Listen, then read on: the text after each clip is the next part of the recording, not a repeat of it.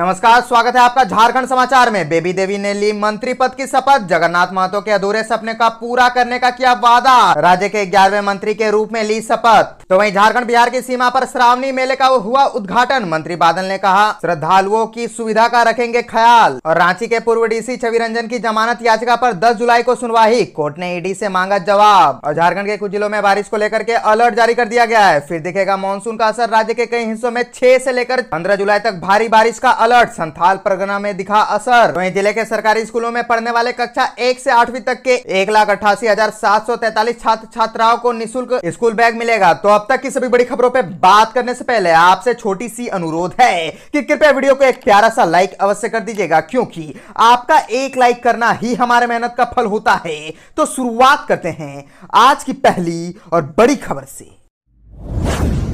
इस वक्त की बड़ी खबर झारखंड से आ रही है, जहां बेबी देवी ने ली मंत्री पद की शपथ। जगन्नाथ महतो के अधूरे सपने का पूरा करने का किया वादा। राज्य के 11वें मंत्री के रूप में ली शपथ। शपथ लेने के दौरान कई बार अटकी। दिव्यांगत मंत्री जगन्नाथ महतो की पत्नी बेबी देवी अब झारखंड की 11वीं मंत्री बन गई है। राजभवन में राज्यपाल सीपी राधाकृष्णन ने उन्हें शपथ ग्रहण करवाया। इस दौरान बेबी देवी शपथ पत्र ठीक से पढ़ नहीं पा रही थी। दरअसल झारखंड के दिव्यांगत शिक्षा मंत्री जगन्नाथ महतो की पत्नी बेबी देवी ने मंत्री पद की शपथ ले ली है। अप्रैल में जगन्नाथ महतो का निधन हुआ है। इसके बाद से ही शिक्षा समेत कई विभाग का मंत्री पद खाली था। अब बेबी देवी के शपथ ग्रहण के बाद उन्हें यह जिम्मेदारी सौंपी गई है। लंबे समय से इसे लेकर कयास लगाए जा रहे थे कि जगन्नाथ महतो की जगह कौन लेगा। अगले 6 महीने में डुमरी विधानसभा की सीट में चुनाव होगा, जिसमें बेबी देवी को जीत कर आना होगा। इससे पहले भी दिव्यांगत हाजी हुसैन अंसारी के बेटे हफीजुल हसन अंसारी ने भी विधायक बनने के लिए मंत्री पद की शपथ ली थी। और बताते चले कि चेन्नई में इलाज के दौरान शिक्षा और उत्पाद मंत्री जगन्नाथ महतो का निधन 6 अप्रैल को हो गया था। जगन्नाथ महतो डुमरी विधानसभा क्षेत्र के विधायक थे। उनके निधन के बाद 90 दिनों से डुमरी विधानसभा चुनाव और मंत्री पद के शपथ को लेकर कयास चल रहे थे।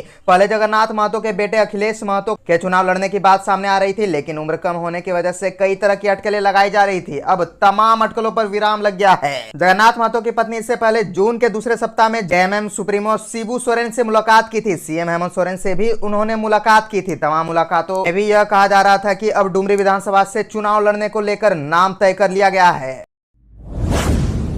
झारखंड बिहार की सीमा पर श्रावणी मेले का हुआ उद्घाटन। मंत्री बादल ने कहा, श्रद्धालुओं की सुविधा का रखेंगे ख्याल। झारखंड के देवघर और बिहार के बांका जिले की सीमा पर स्थित डुम्मा के विश्व प्रसिद्ध श्रावणी मेले का उद्घाटन सूबे के मंत्री बादल पत्रलेख ने किया। इसके साथ ही 2 महीने के लिए बाबा वैद्यनाथ के मंदिर में वीआईपी, वीवीआईपी और आउट ऑफ टर्न दर्शन पूरी तरह से इस बार रोक लगा दी गई है। श्रावण मास में भारत के कोने कोने से श्रद्धालु बाबा भोलेनाथ की जलाभिषेक करने के लिए देवघर आते हैं। और बता दें कि 3 जुलाई 2023 को झारखंड की सीमा में दुम्मा कांवरिया पथ श्रावणी मेले का विधि विधान पूर्वक शुभारंभ कराने के लिए 11 वैदिक पुरोहितों द्वारा बाबा वैद्यनाथ की पूजा के साथ विश्व प्रसिद्ध श्रावणी मेला 2023 का शुभारंभ कराया गया। झारखंड के कृषि पशुपालन एवं सहकारिता विभाग के मंत्री बादल पत्रलेख ने मेला का उद्घाटन करने के बाद कहा कि श्रावण मास में देवघर एवं बासुकीनाथ आने वाले श्रद्धालुओं का विशेष ध्यान रखा जाए। वैदिक पुरोहितों की पूजा संपन्न हुई तो अतिथियों ने फीता काटकर दीप प्रज्वलित कर श्रावणी मेला 2023 का शुभारंभ किया। कार्यक्रम की शुरुआत में जिले के उपायुक्त सह जिला दंडाधिकारी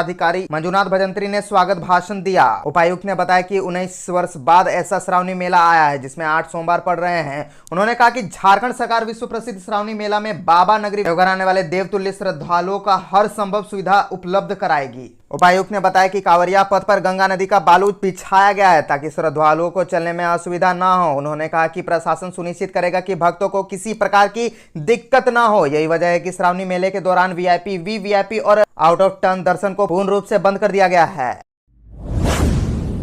तो अब बात कर लेते हैं झारखंड के मौसम की। तो झारखंड में अगले 24 घंटे में भारी बारिश का अलर्ट। फिर सक्रिय हुआ मानसून और वज्रपात को लेकर के भी अलर्ट जारी कर दिया गया है। और झारखंड में फिर देखेगा मानसून का असर। राज्य के कई हिस्सों में 6 से लेकर 15 जुलाई तक भारी बारिश का अलर्ट। संथाल परगना में दिखा असर। दरअसल झारखंड में कई शहरों में पिछले 2 दिनों से मानसून थोड़ा कमजोर पड़ा है। राज्य के कई हिस्सों में बारिश नहीं हो रही है, लेकिन अगले 24 घंटे में राज्य में मानसून का असर फिर दिखेगा। राजधानी रांची समेत राज्य के कई हिस्सों में बारिश की संभावना है। और आज से मानसून की सक्रियता नजर आएगी। जो 7 से लेकर के 8 जुलाई तक राज्य भर में फैल जाएगी। मौसम विभाग ने राज्य में बारिश की संभावना जाहिर की है। मौसम वैज्ञानिक अभिषेक आनंद ने बताया कि रांची समेत पूरे राज्य में 24 घंटे में बाद मानसून सक्रियता होने की संभावना है। इससे राज्य के कई हिस्सों में बारिश होगी। संथाल परगना में भी बारिश का अलर्ट है, लेकिन इसका असर एक दिन पहले से ही दिखने लगा है। संथाल के कई हिस्सों में बारिश की संभावना है। मानसून का असर अब राज्य के कई हिस्सों में दिखेगा। और बताते चले कि 2 दिनों से राज्य के कई हिस्सों में बारिश नहीं हो रही है। अब मानसून की सक्रियता बढ़ेगी तो किसानों को भी लाभ मिलेगा। मानसून ने दस्तक देते ही इतनी बड़ी बारिश कर दी थी कि खेत तैयार किए जा सके। राज्य के कई हिस्सों में एक बार फिर बारिश किसानों को बड़ी राहत देगी। मौसम विभाग के अनुसार झारखंड के कई जिलों में 6 से लेकर 15 जुलाई के बीच भारी बारिश की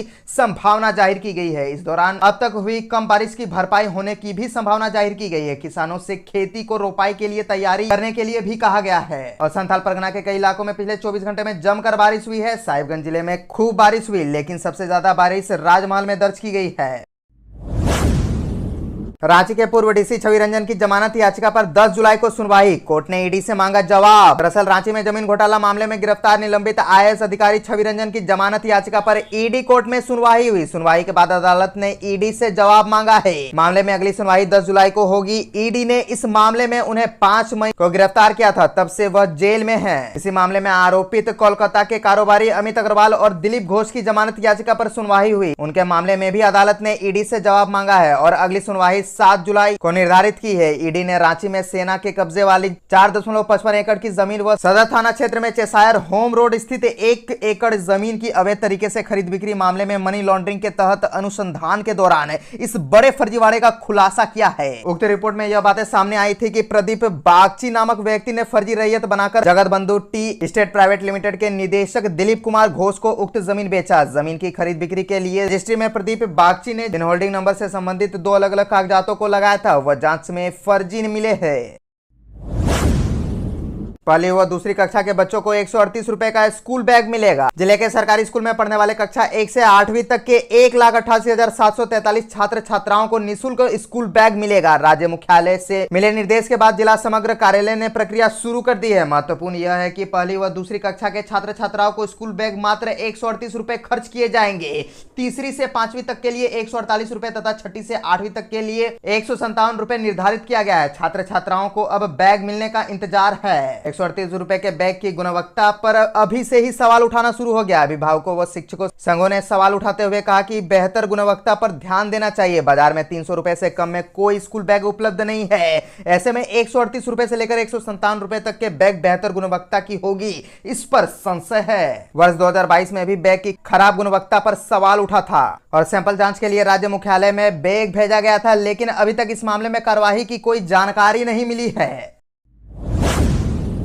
रांची सांसद का बना दिया फर्जी फेसबुक अकाउंट। मैसेंजर पर मांगे 20,000 रुपए, पुलिस से की शिकायत, लेन देन नहीं करने की लोगों की अपील। झारखंड में साइबर अपराधियों का मन इतना बढ़ गया है कि वे किसी का भी फर्जी अकाउंट बना लेते हैं। न केवल अकाउंट बना लेते हैं बल्कि मैसेज भेजकर पैसे की मांग करते हैं। ऐसे ही ताजा मामला रांची सांसद संजय सेठ से जुड़ा प्रकाश में आया है। साइबर अपराधियों ने रांची के सांसद संजय सेठ का फर्जी फेसबुक अकाउंट क्रिएट कर दिया है। इतना ही नहीं बल्कि उनके फर्जी अकाउंट के जरिए पैसे भी मांगे जा रहे हैं। साइबर अपराधियों के इस कृत्य की शिकायत उन्होंने पुलिस से की है। दरअसल रांची के सांसद संजय सेठ ने अपने आधिकारिक फेसबुक अकाउंट में 3 स्क्रीनशॉट शेयर किए हैं। इन स्क्रीनशॉट को शेयर करते हुए उन्होंने लिखा है कि मेरे नाम का इस्तेमाल करते हुए फेसबुक पर फर्जी अकाउंट बनाया गया है। इस फर्जी अकाउंट के जरिए पैसे की मांग की जा रही है। उन्होंने लोगों से अनुरोध किया है कि ऐसे किसी भी अकाउंट पर विश्वास और लेन देन नहीं करें। उन्होंने जानकारी दी है कि इस मामले में मैंने प्रशासन से कार्रवाई करने को कहा है। झारखंड पुलिस को टैग करते हुए अविलंब संज्ञान लेने को कहा है।